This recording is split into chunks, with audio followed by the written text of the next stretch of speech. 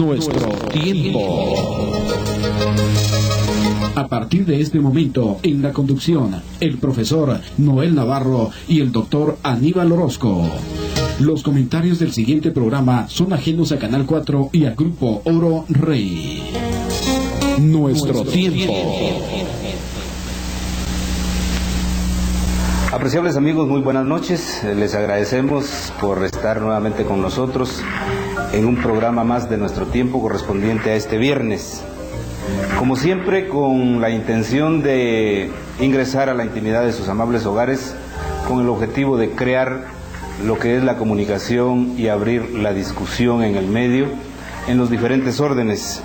Soy Noel Navarro, me acompaña como siempre el doctor Aníbal Rubén Orozco y el día de hoy especiales invitados. Doctor. Sí, como siempre, en Nuestro Tiempo, llegando nuevamente a la intimidad de su amable hogar, como desde hace 15 días, cuando les habíamos indicado de que mantenemos nuestra línea de ser portavoces del pensamiento, una ventana abierta a las diferentes corrientes de pensamiento. Y este día no podía ser la excepción. Como indicaba Noel, pues tenemos invitados especiales. Es por eso que también el día de hoy es una edición especial. Más que todo por venir un personaje de la ciudad capital que se mueve dentro del ámbito de la dirigencia nacional, independientemente de la corriente política que traiga. Pero creo que como guatemalteco tiene también el derecho de exponer su pensamiento, y en Nuestro Tiempo todas las corrientes tienen cabida. Así es, doctor, como ustedes recordarán, al licenciado Gustavo Porras Castejón lo habíamos venido anunciando hace un mes y medio más o menos, y en la oportunidad que él estuvo acá en San Marcos no fue posible presentarlo debido a que ese día hubo un gran apagón de energía eléctrica, y sin embargo aquí a oscuras estuvimos platicando de lo que es el quehacer político, de su participación en la dirigencia a nivel nacional, y sin embargo hoy lo tenemos acá con nosotros. También le acompaña Manolo Giordano, coordinador departamental del Partido Unionista. Les recordamos que el licenciado Gustavo Porras Castejón es actualmente secretario general del Partido Unionista. Licenciado, muy buenas noches. Sea usted bienvenido a San Pedro Zacatepeques y a San Marcos, y especialmente al programa Nuestro Tiempo. Definitivamente es para nosotros un gusto poder tenerlo aquí en nuestros estudios y poder dialogar tanto de su vida personal, de su participación política, social. En fin, hay muchas cosas de qué platicar, porque al interior del país muchas veces desconocemos las interioridades de los personajes que hacen política o de quienes tienen la responsabilidad de dirigir este país. Yo considero de que a nivel departamental únicamente se sabe de usted, de su participación en las pláticas de los acuerdos de paz, y pues ahora quienes sintonizan Nuestro Tiempo van a tener oportunidad de ir un poco más allá. Yo creo que el doctor tiene la primera pregunta, pero antes vamos a escuchar su mensaje para los televidentes de Nuestro Tiempo. Pues en primer lugar agradecerles a ustedes por este espacio tan importante, enviarle un saludo a toda la teleaudiencia de este departamento de San Marcos. A mí me parece especialmente relevante que se desarrollen este tipo de programas, porque si bien, como usted señalaba, a veces en el interior del país falta información, la experiencia que yo tengo es que si falta información, sobra mucha reflexión, mucho interés. La gente tiene un especial empeño en empaparse de la realidad nacional y también de participar. Así que les agradezco también, doctor, su amabilidad. Muy bien, licenciado. Usted es un hombre público por haber ejercido algunos cargos de mucha importancia, de mucha relevancia en el régimen anterior. Sabemos de su participación como primero en la Secretaría de la Paz o a cargo de las conversaciones de paz, posteriormente como la Secretaría Privada de la Presidencia. Entonces usted ha estado muy cerca del poder, por lo tanto es un hombre público y que tiene mucho que contarnos. Realmente la población conocerá muchas de sus actuaciones y otras muy poco, pero sabemos que usted tiene unas dotes académicas, culturales, y quisiéramos que transmitiera primero, para empezar y entrar a la población para que sepan quién es Gustavo Porras Castejón, para posteriormente hacerle ya algunas preguntas. pues me pone en una situación difícil. Hablar de sí mismo. Hablar de uno mismo, pero yo diría que, bueno, desde muy temprano, desde los 20 años, yo me sentí atraído por la problemática social, o más que atraído, preocupado por la problemática social, que desde niño pude ver los niveles de pobreza, los niveles de discriminación que existían en Guatemala, y me involucré muy temprano en un movimiento que se llamó Cráter, de orientación social cristiana, que nos dedicamos a hacer un trabajo de concientización, sobre todo en el área MAM de los Cuchumatanes. En ese trabajo pues sufrimos los acosos propios de aquella época. Estoy hablando de 1967, para los jóvenes les parecerá una eternidad ya tanto tiempo, pero en esa época pues ya existía el enfrentamiento armado, ya teníamos una Guatemala polarizada. Inmediatamente nosotros caímos bajo la lente de ser sospechosos de subversión. Se vivía en América Latina un proceso de radicalización muy fuerte.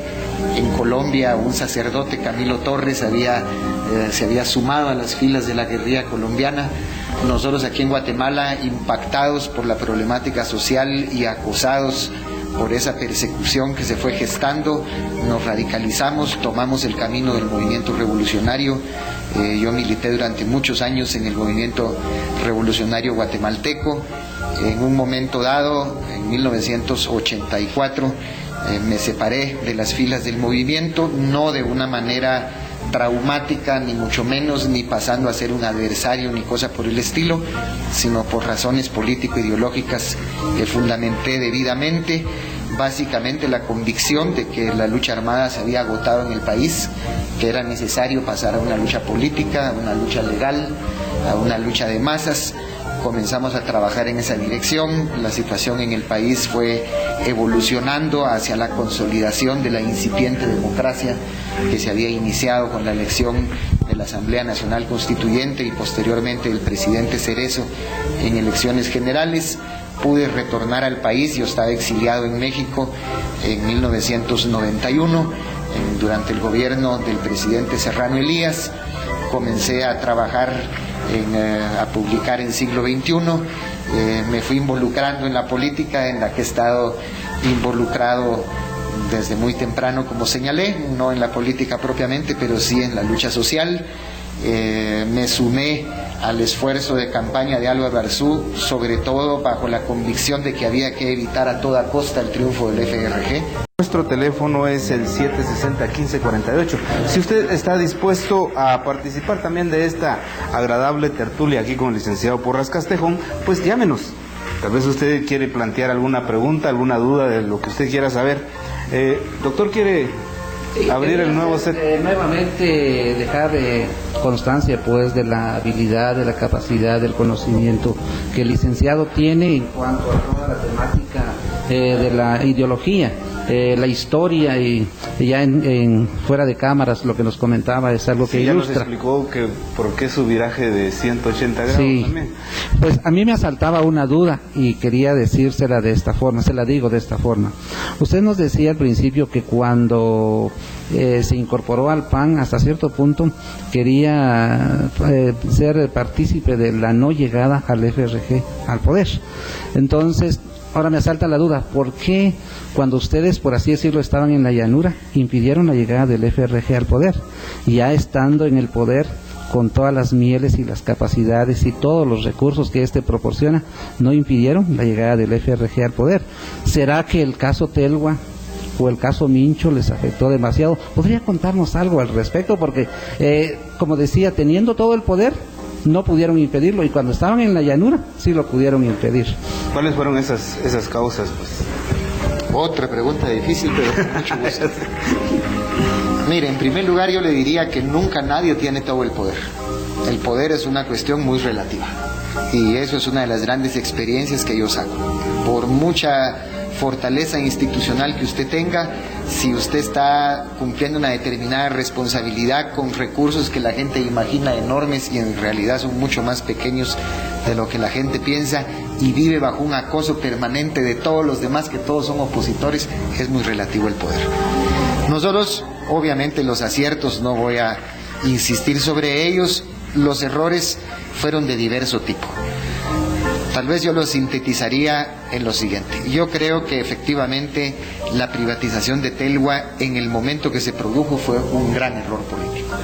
Yo me opuse a esa privatización, quedé absolutamente en minoría e insisto, yo considero que fue un error político. Yo considero que no había más camino que privatizar la Telefónica, que se hizo correctamente, que hasta la fecha, por más bulla que se hizo, no han podido demostrar ninguna malversación ni cosa por el estilo como crearon la expectativa, pero obviamente un año antes de las elecciones era un regalo al FRG. Ya Portillo desde el 95 había levantado gran expectativa con el tema de la privatización. Sabíamos que Telgua iba a incrementar las tarifas pocos meses antes de las elecciones y que eso iba a ser funesto. El presidente, sin embargo, lo que más lo decidió fue pensar que si se seguía retardando la venta de Telgua, de todas maneras iba a vender, solo que muchos cientos de millones por debajo, porque Telgua se volvía obsoleta cada día que pasaba. Pero eso fue un error. Otro error muy grande fue que se abandonó al partido. A diferencia de lo que ahora pasa, y dígase lo que se diga, el PAN no fue partido oficial en el sentido que en Guatemala se habla. Nosotros no pusimos en la calle a toda la cantidad de empleados públicos, ni mucho menos al personal técnico profesional del Estado. En la Secretaría Privada, por ejemplo, el único nuevo fui yo, ni siquiera el subsecretario cambié. El partido no solo, digamos, se quedó frustrado en las expectativas de mucha gente, sino que no se le dedicó atención, no se le dedicó cuadros, no tuvo recursos, y el PAN, déjeme decirle, era un partido muy electorero. Un partido con la capacidad de llenar de pancartas y organizar y repartir gorras y decir y volver, pero un partido sin discurso político, sin capacidad de explicar, que no supo, porque no se le dieron los medios también, no supo explicarle a la gente la razón de ser de las obras de gobierno, etcétera, etcétera. Y en tercer lugar, algo muy polémico, pero yo creo que Óscar Berché fue un mal candidato. No trabajó a fondo, no mostró la energía que un candidato tiene que mostrar, tenía una herencia pesada por estos errores que acabo de mencionar, pero yo creo que errores como por ejemplo haber renunciado, luego haber retornado a la candidatura y además su propio perfil. El día de hoy con el licenciado Gustavo Porras Castejón, hablábamos de que ustedes están aglutinando a todos los sectores y hablamos de la ultraderecha, hablábamos del MLN y pues así como derecha tendrán de izquierda, etcétera, etcétera. Por ejemplo, ellos decían muy claro, un señor don Julio Vela en Izabal decía, en particular conmigo, nosotros sabemos perfectamente quién es él, desde hace más de 27 años le hemos seguido la huella con todo detenimiento, en fin, pero nosotros nos damos cuenta que los viejos conflictos que nos colocaron en bandos irreconciliables ya concluyeron y que ahora todos los guatemaltecos tenemos las mismas necesidades. Necesitamos empleo, necesitamos seguridad, necesitamos obra pública. El desafío ahora es realmente conjuntar un equipo que tenga no solo la eficiencia para hacer todo eso correctamente y al menor costo y con la mayor transparencia y probidad, sino que también tenga la equidad para tener una visión verdaderamente nacional. Nosotros el empeño que hemos puesto es en eso. Yo siento que en la administración del presidente Arzú pesó efectivamente demasiado la lógica empresarial. Y lo digo no porque los empresarios hayan pretendido para sí ningún provecho personal, sino que son lógicas de largo plazo, son lógicas que van a los aspectos macroeconómicos, a las cuestiones de fondo para alentar la inversión, pero uno también tiene que tener presente las necesidades inmediatas de gente que la semana entrante no tiene que comer. Entonces, yo creo que sí.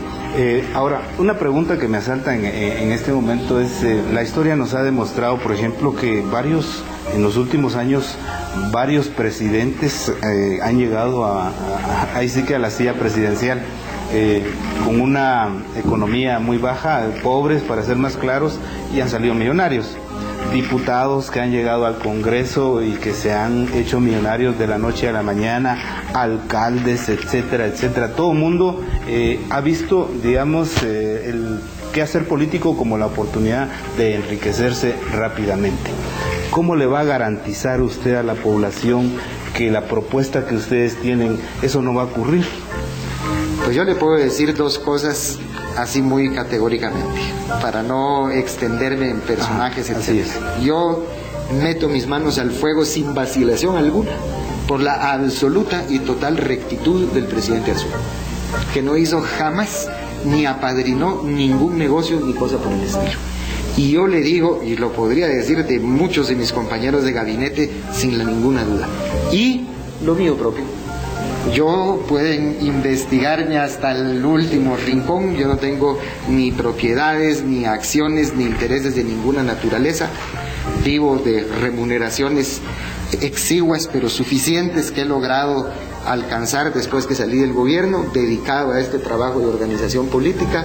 Yo, por ejemplo, visito el país con Álvaro Hugo Rodas, que fue director del FIS. Hoy todo el mundo nos cuenta que en el FIS le piden comisiones del 15%, del 20%. Yo le pregunto a la gente, ¿alguien alguna vez le dio una comisión a este señor? ¿Alguien alguna vez al FIS le pidió un centavo? Yo creo que, don Noel, el FRG tuvo éxito efectivamente en pintarnos como que si fuéramos un gobierno corrupto. Yo le pido a la gente una reflexión: ¿cómo entonces fue posible tanta obra con menos dinero del que ahora se dispone? Porque nosotros tuvimos presupuestos menores que los actuales. Comparemos mentalmente 5 minutos la obra que se hizo con esta. ¿Cuándo en nuestro tiempo se dieron esas acusaciones y que qué pasó y que dieron por gastado la plata y que está en un fideicomiso y que el fideicomiso no aparece y que la presidencia de repente se gastó 300 millones en un mes, o que las comisiones? ¿Cuándo? Yo creo que estamos llegando al punto. Aquí hay un televidente que dice: ¿cuál fue el pecado del PAN? Pues si los ideales de ustedes son socialistas, ¿por qué estuvo de acuerdo con la venta y privatización de los bienes del Estado, los poderes del Estado? Lanza otra pregunta: ¿por qué se hace acompañar de los mismos que lo impulsaron, como por ejemplo Alfredo Guzmán y Emilio Saca? ¿Y cómo pudieron imponerle al presidente del poder si él es del poder? Algo así, yo creo que no está bien planteado. Dice: ¿y cómo pudieron imponerle al presidente del poder si él es del poder? Lo primero, lo de Telva, y es un tema complejo, ¿verdad? Como todos. Ese fue el pecado del PAN, ¿verdad? Pero fíjese pues lo de la privatización. Para atraer inversión, que es una cosa fundamental para que haya empleo en el país, efectivamente esa es la competencia más intensa entre los países, poder uno atraer hacia su país inversión. Guatemala, un país con fama de una inestabilidad política crónica, con una infraestructura en mal estado, etc. Bueno, un elemento clave son las telecomunicaciones. Usted no puede pretender que vengan realmente empresas serias y no simples maquilas a un país donde la gente, por ejemplo, de Textiles Imperial tenía pagadas sus líneas telefónicas desde hacía 10 años y no se las habían instalado. Entonces, usted tiene dos caminos: o usted como Estado invierte en desarrollar una tecnología de punta en la telefonía, o la vende. ¿Qué significaba desarrollar una tecnología suficiente, no digamos de punta, en Guatel? Significaba invertir $1.500 millones. $1.500 millones es la mitad del presupuesto nacional. Correspondía realmente, para las prioridades del Estado guatemalteco, priorizar de esa manera la telefonía. ¿Es la telefonía una necesidad tan fundamental del ciudadano guatemalteco como para que la mitad de los recursos del presupuesto se fueran a invertir en una telefónica? Guatel, recordemos siempre, fue el botín de los gobiernos. Yo me pongo a pensar qué habría sido de nosotros si Guatel le llega a caer en las manos al FRG, porque Guatel sí era realmente el botín, por la magnitud de los negocios que ahí se hacían. Pero de manera no se podría considerar una ese empresa... es el dilema de esta situación en la que estamos, en la que efectivamente el ideal sería que los servicios esenciales estuvieran en manos del Estado para que el Estado pudiera garantizar que son a precios razonables y eficientes, pero no es así. Entonces se plantea el tema de la privatización, la telefonía. Yo creo que la privatización de la energía eléctrica, como se hizo, fue un gran error. Y desgraciadamente la gente le puso toda la cabeza al tema de los teléfonos, que hoy yo creo que la mayoría de guatemaltecos que tienen celulares, que hay una cantidad de teléfonos comunitarios que se pueden, porque no había costo más alto que no tener teléfono. Yo creo que la mayoría de los guatemaltecos valoran como positivo el tema de la telefonía. El tema eléctrico, yo creo que hubo un error grave en no dejar mejor amarrado el tema de protección del consumidor. Aunque también le digo una cosa: en el mundo actual, si usted saca a licitación una empresa estatal cualquiera y pretende imponer algún control de tarifas, lo que va a ocurrir es que no va a tener un solo gerente. Así se maneja. Esa es otra situación, el procedimiento. Sí, continuamos con el público que ha hecho sus llamadas y tenemos al licenciado Carlos Humberto López de León. Él nos dice: Guatemala es un país netamente subdesarrollado económicamente. En retraso, no necesita de un nuevo partido, necesita la posibilidad de elegir no a un gobernante, sino a un sistema de gobernabilidad. Y después nos pregunta que cuál es la filosofía del Partido Unionista. Pues cabalmente el sistema de gobernabilidad es lo clave. Efectivamente, Guatemala, mire, la estabilidad política de un país solo la puede dar la población. Le voy a poner el ejemplo concreto. Cuando faltaba un año para concluir el mandato del presidente Arzú, nos visitó un señor, junto con el embajador de Estados Unidos, de esta entidad que en Estados Unidos asegura las inversiones de Estados Unidos en el exterior. Y él nos dijo: tengo solicitudes para asegurar inversiones por $2.500 millones en Guatemala. ¿Y qué están esperando? Porque eso era lo que están esperando, el resultado de las elecciones. ¿Qué quiere decir esto? La estabilidad no se puede lograr en 4 años. La estabilidad la tiene que dar una ciudadanía consciente, que sabe, digamos, imprimir y garantizar que el Estado, independientemente de quién lo gobierne, mantiene un rumbo estratégico que es el mismo. Si no, nunca vamos a tener esa estabilidad que es fundamental para la inversión. Pero eso pasa por la política, nos guste o no. Pasa por las elecciones, pero no solo por las elecciones. Por eso nosotros, aunque cueste mucho, como creo que dice el señor López, queremos hacer un partido que sea efectivamente un factor de esa estabilidad, un partido institucional que tenga un programa y que abone para que los guatemaltecos nos orientemos en un rumbo de país y no en estos altibajos que nunca vamos a poder salir adelante si damos 3 pasos para adelante y 15 para atrás, como nos pasó ahora. Y como ya nos quedan pocos minutos, queremos aprovechar su estancia aquí. Al paso que vamos, ya que hablamos de 2 para adelante y 3 para atrás, ¿cuál es su análisis para el tiempo que le queda a este gobierno? Y si ustedes ganaran, ¿cómo recibirían el país? Mire, yo estoy convencido, en mi columna de Siglo XXI lo he escrito varias veces, esta situación digamos, ya no tiene compostura desde el 26 de diciembre, que fueron las elecciones del 99, y la población le dio ese mandato absoluto al FRG y al presidente Portillo. Esto no tiene compostura, es hacerse las ilusiones. Eso de que si hay una tendencia mejor que la otra, no hay ninguna mejor que la otra. Yo creo que han dado sobradas muestras de su incapacidad, su ineficiencia, su falta de transparencia, etcétera, como para detenernos mucho en el asunto. Por eso, desafortunadamente, nosotros estamos seguros que nosotros o quien quiera ocupe el poder en el 2004 va a recibir una situación de tal naturaleza que para salir adelante se va a necesitar la unidad de los guatemaltecos.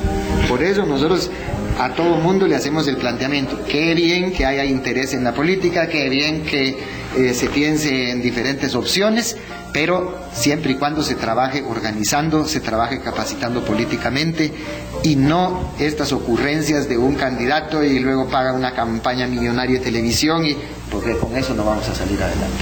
Nosotros de verdad necesitamos ya dejar de buscar atajos y hacer el camino largo, pero el único que tenemos como país, de atacar los problemas de fondo de Guatemala. Y eso pasa por una ciudadanía consciente, y cueste lo que cueste, hay que trabajar en ese objetivo. ¿Considera usted que con la experiencia que tuvo el pueblo de Guatemala, aunque no aprendemos, va a haber participación en las próximas elecciones? Yo estoy seguro que sí. Sobre todo en el interior del país, la gente necesita de la obra pública. Yo veo a licenciado Gustavo Porras Castejón y Manolo Giordano abordando lo que es la situación política económica del país. Licenciado Porras Castejón, sabemos ya de su trayectoria, consideramos que usted es la cara visible del Partido Unionista, ¿verdad? Sin embargo, quisiéramos saber qué otros personajes, qué otras personas le acompañan dentro de este proyecto, porque se no dice un partido político, sino un proyecto, y además si se le va a dar una oportunidad muy buena a los dirigentes departamentales, a los dirigentes locales, porque siempre hemos tenido la tendencia hacia el centralismo, hacia el caciquismo, y muchas veces cuando el cacique o el líder se va o desaparece, pues muchas veces esto tiende a morir, y como un proyecto todos tienen la misma oportunidad. Entonces, ¿podría comentarnos quiénes otros más le acompañan en este proyecto? Mucho gusto. Bueno, yo tengo la función de secretario general provisional. Son 2 secretarios generales adjuntos, uno de ellos cabalmente departamental de Quetzaltenango, el licenciado Jorge Rolando Barrientos, que es diputado por Quetzaltenango al Congreso de la República, y el otro secretario general adjunto es el empresario Luis Alberto Reyes Mayén, que es un hombre que ha ocupado posiciones de mucho relieve en los gremios de la empresa privada, fue presidente de la Cámara del Agro, es un empresario de raíz popular que jugó también un papel muy relevante en la instancia nacional de consenso, favoreciendo la solución de la crisis creada por el presidente Serrano Elías. Tenemos otros dirigentes departamentales, por ejemplo, como Mario Molina, que trabaja él en Santa Rosa y Jalapa y Jutiapa.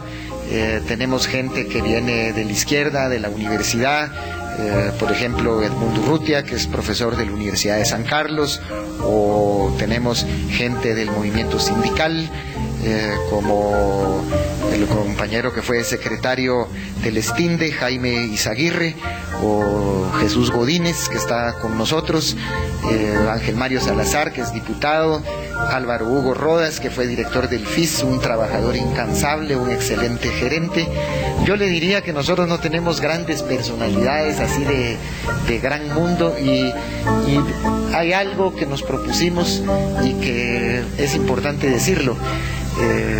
Con el presidente Arzú, él me decía, mira, vamos a necesitar un partido nuevo, pero si ese partido nuevo lo hacemos los mismos, va a resultar igual. Hay que hacerlo con gente nueva, y por ahí vamos. Y ahora, o sea que el presidente Arzú no está con ustedes, ¿o sí está con ustedes? Él no es miembro del partido, pero obviamente el presidente Arzú, por supuesto, el aval y el apoyo y tal lo tenemos, pero el presidente Arzú ha elegido correctamente una actuación sumamente discreta, no se ha pronunciado sobre ningún aspecto de la vida nacional, ni tiene tampoco interés de jugar un papel político partidista. Una preguntita última, ya para ir terminando. El Partido Unionista surge después de la Asamblea General del PAN, cuando a través de la elección de Leonel López Rodas y empiezan las primeras decisiones y se forma la bancada del Partido Unionista.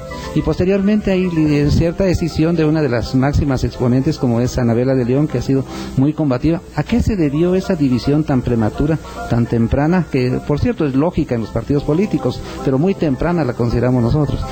Me alegra muchísimo la pregunta, porque eso es algo que yo lo declaré a la prensa muchas veces, pero no tuve la suerte que me lo publicaran, que se hablaba de una división en el Partido Unionista, pero no, porque Anabela de León, Rafael Barrios, Mario Flores, que fueron los diputados que salieron, nunca fueron miembros del Partido Unionista, como también hay otros miembros de la bancada unionista que no son miembros del Partido Unionista, y eso refleja que la imagen que se proyectó, que los arzuistas se les había dicho, jule, váyanse al unionismo, no es cierta.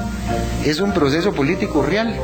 La bancada se separó del PAN por razones internas, que era prácticamente imposible convivir en el Congreso con la línea de Leonel López, porque era un boicot permanente. Se planteaba una iniciativa, se decía la vamos a analizar a una semana plazo, al día siguiente la presentaba él, en fin, miles de jugarretas que llevaron al rompimiento de la bancada.